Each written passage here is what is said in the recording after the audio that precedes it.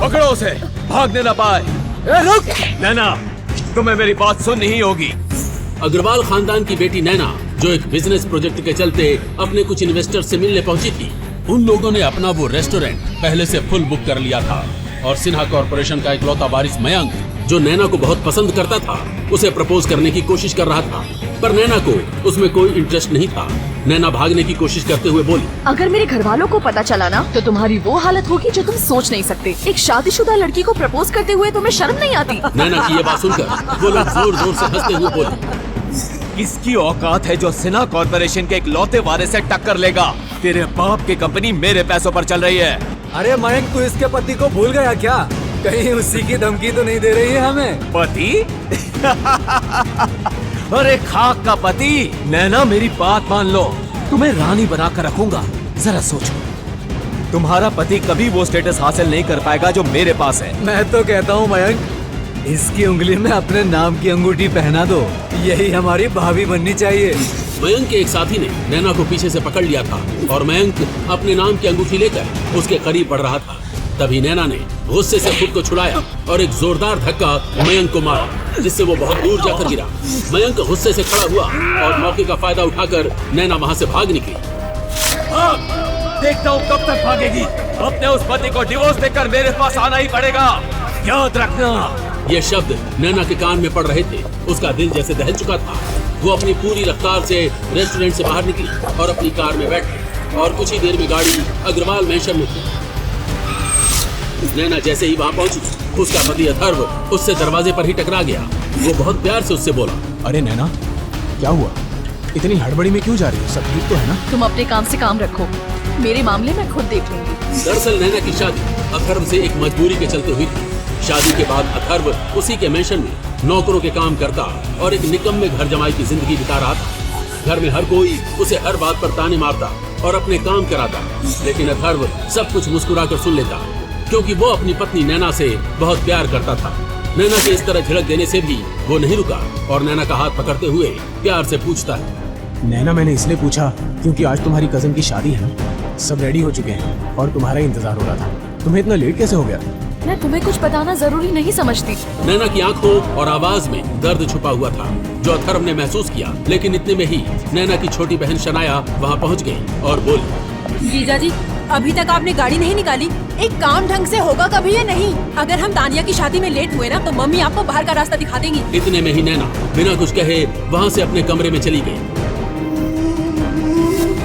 बंद कमरे में नैना के साथ उसके पेरेंट्स थे और धीमे से बातें हो रही थी, उसकी माँ गुस्सा करते हुए। तुमको क्या जरूरत थी नैना ऐसे रेस्टोरेंट में मयंक से अकेले मिलने की? अरे अपने ऑफिस में मीटिंग रखनी चाहिए ना। उससे क्या होता मम्मी? उन दरिंदों की नीयत बदल जाती क्या?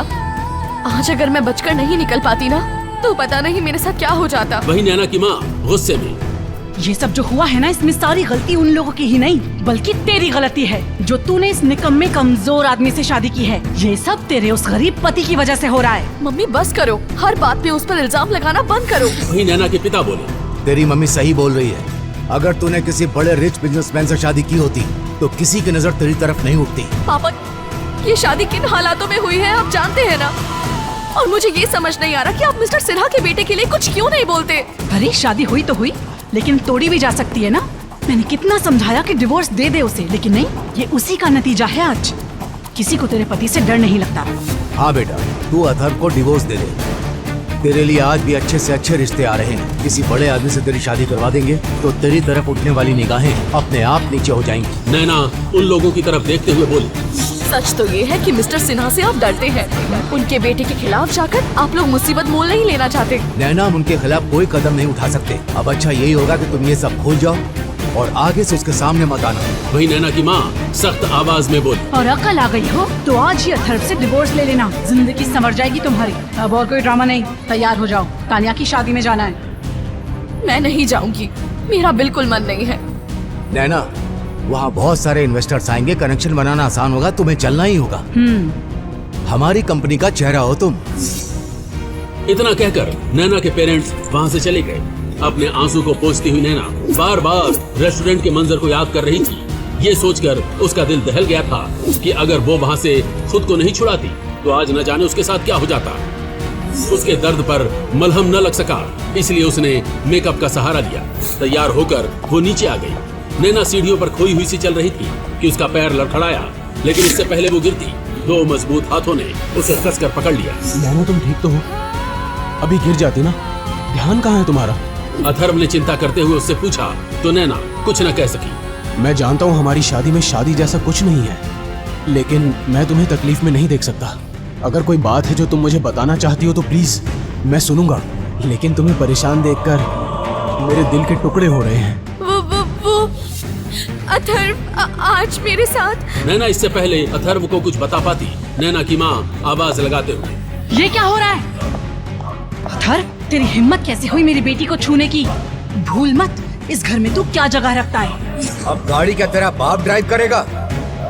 जल्दी कर, वैसे ही लेट हो गए हम। अथर्व तेज कदमों से गाड़ी निकालने के लिए बाहर चला गया। वैसे तो उसे हमेशा ही घर के अंदर एक सर्वेंट की तरह और घर के बाहर एक ड्राइवर की तरह ट्रीट किया जाता, लेकिन आज उसके साथ ऐसे बिहेवियर से नैना के दिल में एक टीस सी उठी। अथर्व की आज की बातों के बाद नैना के दिल में अथर्व के लिए एक सॉफ्ट कॉर्नर जग चुका था। वो खुद से बोली, मेरा पति होते हुए भी आज तक अथर्व ने मुझ पर हक जताने का सोचा तक नहीं। लाख ताने सुनता रहा पर मेरी रिस्पेक्ट करता रहा। मैंने कभी अपने पति को समझा ही नहीं।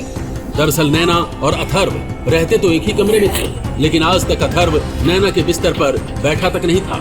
वो बिना कुछ कहे चुपचाप 3 साल से अपना बिस्तर नीचे लगाकर सोता और हर सुबह नैना के उठने से पहले रूम से बाहर निकल जाता। ये सब रियलाइज कर नैना के चेहरे पर एक मुस्कुराहट आ गई। उसके बाद वो सभी लोग नैना की कजिन की एंगेजमेंट में पहुंच गए। नैना की माँ बोली, क्या शानदार पार्टी है। तानिया के तो भाग्य खुल गए। क्या अमीर ससुराल मिला।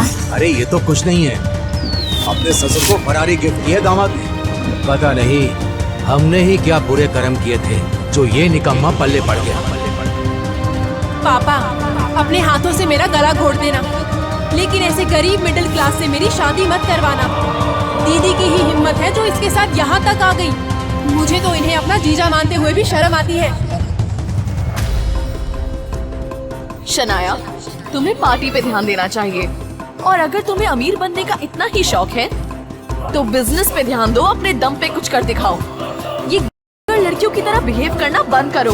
ये सुन नैना के परिवार ने मुंह बनाया और सब उसे छोड़कर वहाँ से चले गए। जब नैना ने अथर्व की साइड ली तो जैसे आज तो उसका दिन बन गया। आज नैना ने उसकी तरफ से कुछ बोला, यही अथर्व के लिए खुशी की बात थी। उतने में ही उसने महसूस किया कि नैना ने अचानक अथर्व का हाथ कसकर पकड़ लिया था। नैना का कांपता हाथ महसूस कर अथर्व ने उसकी तरफ नजर उठाकर देखा तो उसका डर से कांपता चेहरा देखकर हैरान हो गया। क्या हुआ? तुम कांप क्यों रही हो? सब ठीक तो है ना? वो अथर्व, वो सामने वो लोग। जब अथर्व ने सामने देखा तो मयंक अपने दोस्तों के साथ खड़ा था और नैना को घूरते हुए उसकी तरफ आकर बोला, वाह मिस नैना, क्या लग रही हैं आप? मिसेज अथर्व नैना नाम है उसका। अबे ओ कबाब में हड्डी, चल निकल यहाँ से। नैना मुझे अच्छे से जानती है। आज ही तो मिले थे, लेकिन कुछ हिसाब किताब बाकी रह गया था। क्यों नैना जी? मयंक ने वो धक्का याद करते हुए कहा। नैना वैसे तो एक मजबूत लड़की थी, लेकिन जब उसके परिवार तक ने उसका साथ नहीं दिया तो अब वो डर चुकी थी। इसलिए वो वहाँ से तेज कदमों से दूर चली गई और कोने में पहुंचकर गहरी सांसें लेने लगी। अथर्व कुछ मामला समझ गया था। वो नैना के पास पहुंचा तो नैना ने बिना कुछ कहे उसे गले से लगा लिया। मुझे यहाँ से ले चलो अथर्व, मुझे यहाँ नहीं रहना, प्लीज ले चलो, मुझे घर जाना है। आज 3 सालों में पहली बार अथर्व ने नैना को रोते हुए देखा था। नैना के आंसू जब उसके कंधे पर महसूस हुए तो मानो अथर्व की तीसरी आंख खुल गई। उसने अपने गुस्से को काबू करते हुए नैना के गालों को प्यार से अपनी हथेली पर भर लिया और उसके मोती जैसे आंसुओं को पोंछते हुए बोला, नैना अगर सच में तुम मुझे कुछ मानती हो ना तो प्लीज मुझे बताओ क्या हुआ है। बस एक बार, तुम्हें मेरी कसम, इस रिश्ते की कसम। नैना ने अथर्व की आंखों में देखा तो आज उसे एक अलग ही चिंगारी उसकी आंखों में दिखी, जैसे उसके सामने खड़ा शख्स उसके लिए पूरी दुनिया से लड़ सकता था। नैना को ऐसा लगा कि अगर अथर्व उसके साथ है तो उसे कुछ नहीं हो सकता। उसने रोते हुए पूरी बात अथर्व को बता दी, जो कुछ उसके साथ रेस्टोरेंट में हुआ था। वो बहुत पावरफुल है अथर्व, हम उसका कुछ नहीं कर सकते। चलो यहाँ से चलते हैं।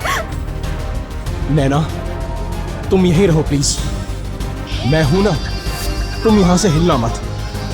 अथर्व ने नैना के माथे को प्यार से चूमा और गुस्से से अपनी स्लीव्स फोल्ड करते हुए सिन्हा के बेटे मयंक की तरफ बढ़ा, जो अपने दोस्तों के साथ खड़ा था। अथर्व को आता हुआ देख एक लड़का बोला, भाई तेरी वाइफ बड़ी जबरदस्त है, क्या किस्मत है तेरी। माँ कसम, जब से देखा है ना नैना को, सो नहीं पाया हूँ। काश उसे अपनी मयंक इसके आगे कुछ कहता, उससे पहले ही अथर्व ने एक जोरदार मुक्का उसके मुंह पर जड़ दिया, जिससे वो सीधा नीचे जाकर गिरा। हर तरफ सन्नाटा छा गया और पार्टी में हर कोई उस तरफ देखने लगा। अथर्व मयंक को पकड़ते हुए चीखा, उसे रुलाना नहीं चाहिए था, उसे नहीं रुलाना चाहिए था। ओ पागल है क्या, जानता है तूने किस पे हाथ उठाया है। मयंक के दोस्तों ने अथर्व को हर तरफ से पकड़ लिया और नीचे पड़ा हुआ मयंक उठकर चिल्लाया, मारो कुत्ते की तरह। मैं अभी अपने पापा को बताता हूँ, सबके सामने इसके गले में पट्टा डालूंगा। मयंक अपने पापा को कॉल करने लगा। वही अथर्व ने अपना हाथ इस तरफ उठाया कि मयंक के सारे दोस्त इधर उधर जाकर गिरे और अथर्व मयंक का गला पकड़ते हुए बोला, उसे रुलाना नहीं चाहिए था, मेरी बीवी को डराया, उस पे गंदी नजर रखी। आज मैं तेरी आंखें नोच लूंगा। ये सब देखकर तो नैना और उसके परिवार की आंखें फटी की फटी रह गई। शनाया अपनी माँ से, मम्मी जीजा जी इतने पावरफुल और गुस्से वाले होंगे, ये तो मैंने सोचा तक नहीं था। मुझे लगा पूरे दिन काम करते हैं इसलिए इतनी बॉडी बन गई है। अरे चुप कर, ये हमें कंगाल करके छोड़ेगा। सिन्हा साहब हमारा दिवाला निकाल देंगे अगर उनके बेटे को कुछ भी हुआ तो। वहीं अथर्व ने मयंक का गिरेबान पकड़ लिया था, उसके सर पर जैसे खून सवार हो गया था। मयंक के दोस्त तो वैसे ही पिटकर जमीन पर पड़े करा रहे थे। वहीं मयंक दर्द से लगातार छूट रहा था और अथर्व एक ही बात रिपीट किए जा रहा था, उसकी आंख में आंसू आया कैसे? तूने उसे छूने का सोचा कैसे? मेरी नैना को रुलाया कैसे? अथर्व प्लीज रुक जाओ। नैना की आंखों में आंसू आ गए। सच्ची मोहब्बत क्या होती है आज अथर्व ने ही उसे सिखाया था। वो नहीं चाहती थी अथर्व ऐसी कोई बड़ी गलती करे जिसकी वजह से वो उससे दूर हो जाए। वो भागते हुए अथर्व के करीब गई और पीछे से उसे बाहों में भर लिया और रोते हुए बोली, अथर्व बस करो प्लीज, आप बंद करो ये सब। अथर्व तुम्हें मेरी कसम। नैना प्लीज चुप हो जाओ, मैं नहीं देख सकता तुम्हारी आंख में आंसू, बस एक यही मेरी कमजोरी है और कुछ भी नहीं। अथर्व ने मयंक को छोड़ दिया जिसके शरीर के हर हिस्से से खून टपक रहा था। मयंक नीचे गिरा पड़ा। वहीं जितने में अथर्व नैना की तरफ पलटा उतने में ही किसी ने उन दोनों को अलग कर दिया और अथर्व को धक्का मारकर पार्टी के बीचों बीच खड़ा कर दिया और चिल्लाते हुए, अपनी औकात कैसे भूल गया तू? हमें बर्बाद कर दिया तूने। खुद को हीरो समझता है तू? मेरी बेटी की फिक्र सिर्फ तुझे यही दिखाना चाहता है ना तू? मम्मी छोड़ो उसे, आपको शर्म आती भी है या नहीं? नैना ने अपनी माँ को धक्का मारते हुए कहा। वहीं उसके पिता भी उधर आकर, शर्म तो तुझे पैदा करके आ रही है हमें। तेरे निकम्मे पति ने हमें बर्बादी तक पहुंचा दिया है। मिस्टर सिन्हा, हमें छोड़ेंगे नहीं। नहीं, अब हमारा इस लड़की से कोई रिश्ता नहीं है। हम अभी इसी वक्त अग्रवाल खानदान से नैना और उसके पति को अलग करते हैं। नैना का पूरा परिवार मिस्टर सिन्हा से डरा हुआ था। वो लोग पहले ही नैना से रिश्ता तोड़कर इस मुसीबत से अपना हाथ पीछे खींच लेना चाहते थे। नैना को कोई कुछ नहीं बोलेगा, जो कुछ भी किया है वो मैंने किया है, अपनी मर्जी से किया है, उसका इन सबसे कोई लेना देना नहीं है। कोई कहीं नहीं जाएगा। अब तो पुलिस के आने पर यह मैटर सॉल्व होगा। और लड़के, तुमने मेरे बेटे पर हाथ उठाकर बहुत बड़ी गलती की है, यह अभी थोड़ी देर में पता ही चल जाएगा। अथर्व उसे देखकर मुस्कुराने लगा, जिसकी वजह से मिस्टर सिन्हा की आंखें गुस्से से लाल हो गई थी।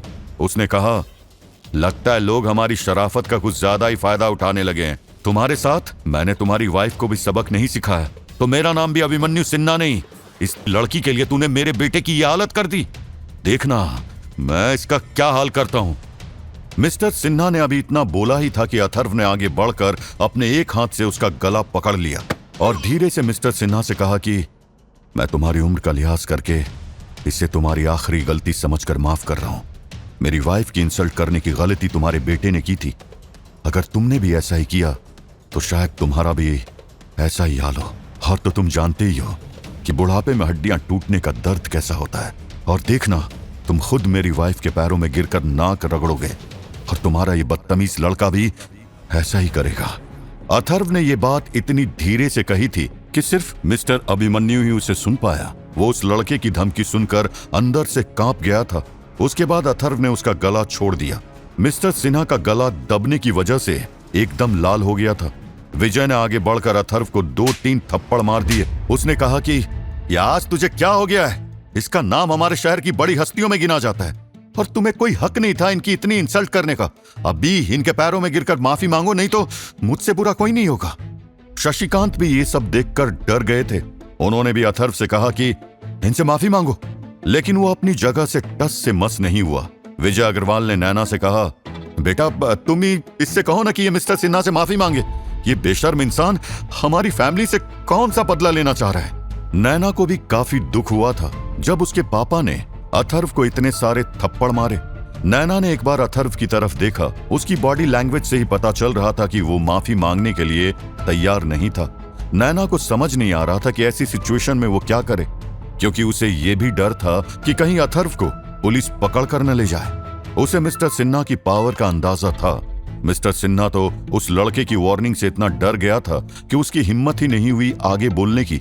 जब मिस्टर सिन्हा ने उस लड़के को ऐसे थप्पड़ खाते हुए देखा तो वो भी हैरान हो गए थे कि आखिर ये लड़का चीज क्या है, और उनकी थोड़ी हिम्मत बढ़ गई। उन्होंने चिल्लाते हुए अथर्व से कहा कि अभी देखना तुम्हारा क्या हाल होता है, लेकिन हाँ, अगर तुम मेरे पैरों में गिरकर माफी मांगते हो तो मैं तुम्हें माफ करने की सोच सकता हूं। उसकी बात सुनकर अथर्व उसे ऐसे देखने लगा कि जैसे अभी उसे जान से मार डालेगा। ये देखकर मिस्टर अभिमन्यु सिन्हा और ज्यादा डर गए थे, लेकिन तभी उनकी नजर वहां पर आते हुए पुलिस वालों पर गई। उन्होंने कहा, अब तुम्हें मेरी हैसियत का पता चलेगा। पुलिस वाले मिस्टर सिन्हा के पास आ गए। उनमें से सीनियर पुलिस वाले ने कहा कि सिन्हा साहब, आपको किसने परेशान किया? पुलिस वाले को देखकर नैना के साथ साथ जिया, शनाया, युग सभी की घबराहट बढ़ गई थी।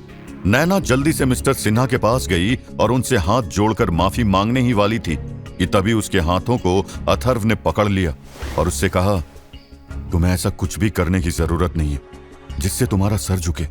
वो उसका हाथ पकड़कर थोड़ा दूर ले गया और उसने कहा कि मैंने पिछले 3 साल से तुमसे कुछ नहीं कहा है, क्योंकि 3 सालों में मैंने तुम्हें कभी परेशान नहीं देखा और ये मेरा पागलपन नहीं है। अगर मैं अपनी वाइफ को प्रोटेक्ट नहीं कर पाया तो फिर मेरा जिंदा रहने का क्या ही फायदा। अगर तुम्हें किसी ने परेशान किया तो मैं उसका भी यही हाल करूंगा, और तुम मेरा यकीन करो कि मैं थोड़ी ही देर में घर आ जाऊंगा। एक फेमस लॉयर मेरा फ्रेंड है, वो मुझे कुछ नहीं होने देगा। उसकी बातें सुनकर नैना को आज एहसास हो रहा था कि अथर्व की बातें सुनकर उसके दिल की धड़कन बढ़ गई थी। उसके अंदर कुछ ऐसा बदलाव हो रहा था जो उसने कभी महसूस नहीं किया। वो नहीं जानती थी कि वो क्या है। उसने अपने आप से ही कहा कि आज तक अथर्व ने मुझे कभी परेशान नहीं देखा, इसलिए मुझे भी आज तक इसका ये रूप देखने को नहीं मिला। जिया और शनाया भी नैना के पास आ गई। जिया ने कहा, तू क्यों इतनी प्रॉब्लम क्रिएट कर रही है? सुबह में एक अच्छा सा लॉयर हायर करेंगे ना। लेकिन नैना तो किसी और ही सोच में थी। उसने अपने आप से ही कहा, क्या ये उस घर में इतनी इंसल्ट सिर्फ मेरे लिए सहन करता है?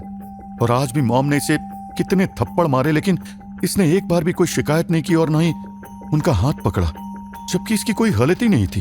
तभी नैना के दिल से एक आवाज आई कि तुझे इस पर भरोसा करना चाहिए, इसने ये सब तेरे लिए किया है। क्या तू भी यही चाहती है कि इसका सिर तेरी वजह से सबके सामने झुके?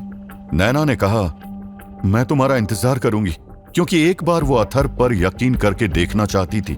इतनी देर में मिस्टर सिन्हा ने पुलिस वालों को सारी घटना के बारे में बता दिया था। तभी 4 कांस्टेबलों ने आकर अथर्व को पकड़ लिया। ये देखकर तो नैना के दिल की धड़कन रुक सी गई थी। अथर्व उनके साथ जाने के लिए तैयार था, लेकिन तभी मिस्टर सिन्हा ने कहा कि इस लड़की को भी लेकर जाओ, क्योंकि इन दोनों ने ही मेरे लड़के की हालत की है। तभी उनमें से 2 कांस्टेबल नैना की तरफ बढ़े। ये देखकर तो नैना और ज्यादा डर गई थी। उसके पैर कांपने लगे थे। शनाया और जिया दोनों जल्दी से दौड़कर नैना के पास आ गई और उसे कसकर पकड़ लिया। कांस्टेबल ने नैना की तरफ कदम बढ़ा दिए थे, लेकिन तभी अथर्व ने उन दोनों को पीछे से पकड़ लिया। वो चाहकर भी आगे नहीं बढ़ पा रहे थे। अथर्व ने उनसे अपनी भारी भरकम आवाज में कहा कि क्या तुम्हारे साथ कोई लेडी कांस्टेबल है जो इस समय मेरी वाइफ को लेकर जा सके? और आखिर तुम इन्हें किस जुर्म में गिरफ्तार कर रहे हो? क्या तुम्हारे पास इस बात का कोई सबूत है कि मेरी वाइफ भी इस घटना में इन्वॉल्व है? क्या तुम्हें अधिकार है मुझे ऐसे हथकड़ी लगाने का? लगता है शायद तुम कानून के नियम को भूल गए हो। अभी तक तुमने मुझसे कोई पूछताछ नहीं की है, तो फिर तुमने मेरे हाथों में हथकड़ी कैसे लगाई? तुमने एक साथ इतने सारे नियम तोड़े हैं कि अगर मैं गिनवाने बैठूं तो तुम्हें कम से कम 5 साल की सजा होगी। और अगर तुमने गलती से मेरी वाइफ को हाथ भी लगाया तो मैं ये भूल जाऊंगा कि तुम पुलिस वाले हो। वैसे भी तुम पुलिस वाले कम और इस आदमी के चमचे ज्यादा लग रहे हो। आगे की कहानी जानने के लिए देखिए अगला एपिसोड सिर्फ पॉकेट एफएम के YouTube चैनल पर। और एम्पायर ऑफ हिडन किंग के सारे एपिसोड्स को सुनने के लिए डिस्क्रिप्शन में दी लिंक से डाउनलोड करें पॉकेट एफएम ऐप।